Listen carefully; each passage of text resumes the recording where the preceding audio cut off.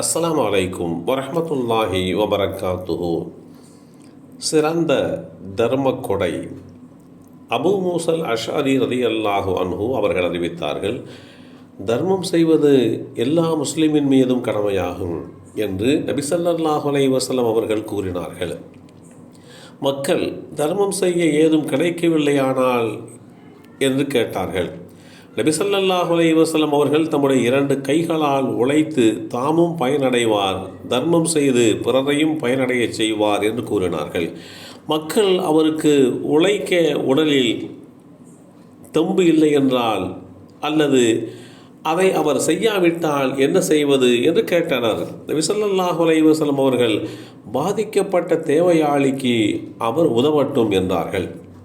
மக்கள் இதை இயலாமையாலோ சோம்பலினாலோ அவர் செய்ய இயலாவிட்டால் செய்யவில்லையானால் என்ன செய்வது என்று கேட்டார்கள். நபி ஸல்லல்லாஹு அலைஹி வஸல்லம் அவர்கள் அப்போது அவர் நல்லதை அல்லது நற்செயலை செய்யும்படி பிறரை ஏவட்டும் என்றார்கள்.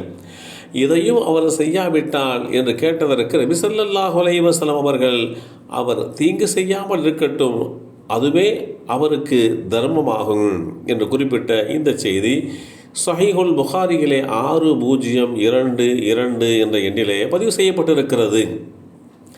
தர்மம் செய்தல் என்பது நம்முடைய பணத்தால் பொருளாதாரத்தால் பிறருக்கு வழங்குவது மாத்திரமல்ல, அதையும் தாண்டி நம் சமூகத்தில் ஏற்பட்டிருக்கக்கூடிய பொருளாதார, அறிவு, ஆன்மீக, பண்பாடு, வறுமை போன்றவற்றை நீக்க உழைப்பதும் பெரும் தர்மமாகும். எல்லோரும் எல்லா நேரங்களிலேயுமே நம்மை படைத்த ரட்சகன் தமக்கு வழங்கிய அருட்கொடைகளை அவனுக்காக பயன்படுத்துவது, அதனை பிறருக்கு பகிர்ந்தளிப்பது மிக பெரும் தர்மமாகும்.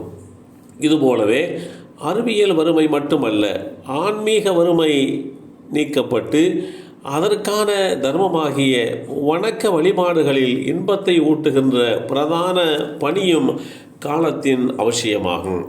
நம்மை வந்தடைந்திருக்கின்ற புனிதமான ரமலான் மாதம் இதற்குரிய பயிற்சியை பெறுகின்ற, அதனை பயன்படுத்துகின்ற சிறந்த பருவ காலமாகும்.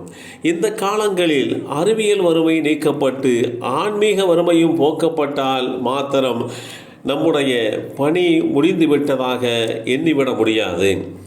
ஏழை எளிய குடும்பங்கள் வாய் திறந்து தம்முடைய தேவைகளை பிறரிடம் கேட்க வெட்கப்படுவார்கள்.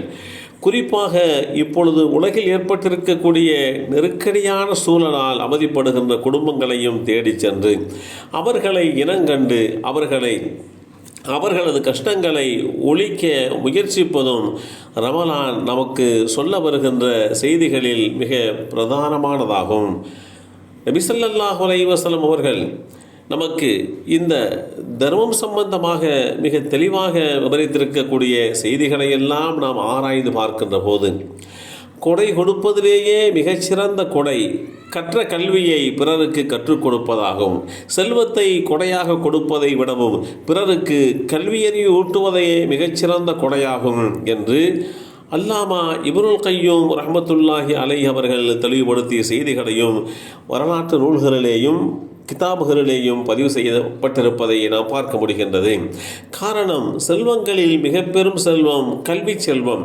அதில் இருந்து நமக்கு முடியுமான வழிமுறைகள் வழியாக பிறருக்கு வழங்க முயற்சிக்க வேண்டும்.